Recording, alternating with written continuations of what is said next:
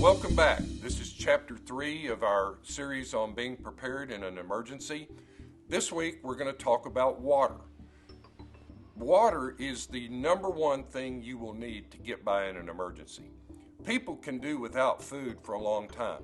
When you're my size, you can do without food for quite a while, but you can't do without water.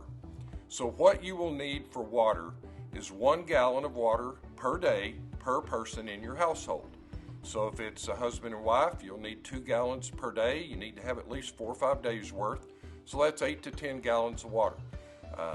Go back to your checklist that we did in Chapter 1, see the number of people in your house, and just multiply that out.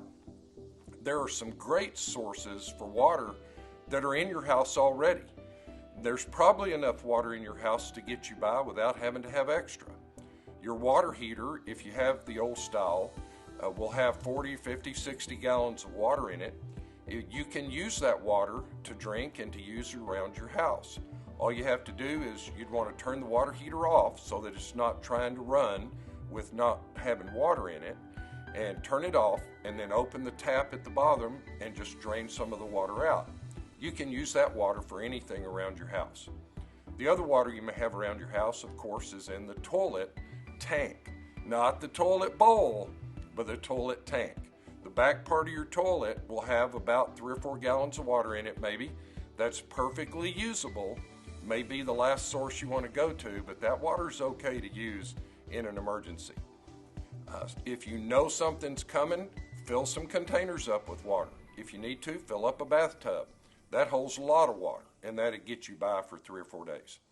If you have a source of water that you're worried about, you're not sure you want to drink that water out of that toilet tank, then you just need to invest in a little personal filtration system. These straws, Life Straw is just one of the brands. These cost $7 or $8.